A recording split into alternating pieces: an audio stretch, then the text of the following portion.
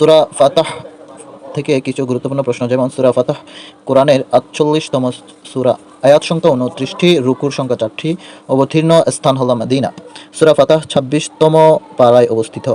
অবতীর্ণকাল হিজরতের ৬ষ্ঠ বছরে হুদায়বিয়ার সন্ধির পর। ফাতহ শব্দের অর্থ বিজয়, সাফল্য বা উন্মুক্তকরণ।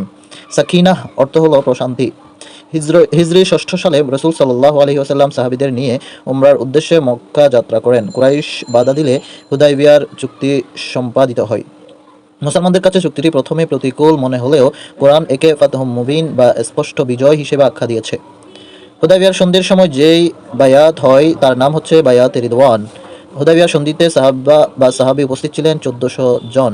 বায়াতুর রিদওয়ান প্রসঙ্গে এসেছে আয়াত ১৮তম আয়াতে সূরা ফাতহ। হুদায়বিয়ার সন্ধি ছিল ইসলামের টার্নিং পয়েন্ট। মাত্র ২ বছরের মধ্যে মক্কা বিজয়ের পথ সুগম হয়। হুদায়বিয়ার সন্ধিতে মুসলিম দূত ছিলেন উসমান রাদিয়াল্লাহু তাআলা আনহু। হুদায়বিয়ার সন্ধিতে কুরাইশদের প্রধান দূত ছিলেন সুহাইল বিন আমর।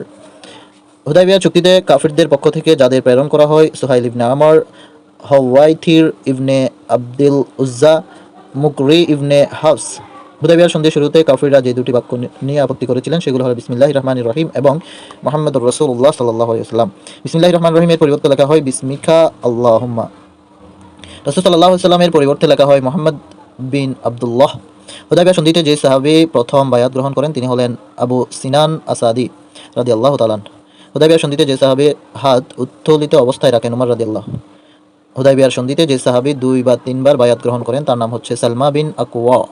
হুদায়বিয়ার সন্ধিতে যে সাহাবী বায়াত গ্রহণ করেননি তার নাম হচ্ছে জাদ বিন কায়েস।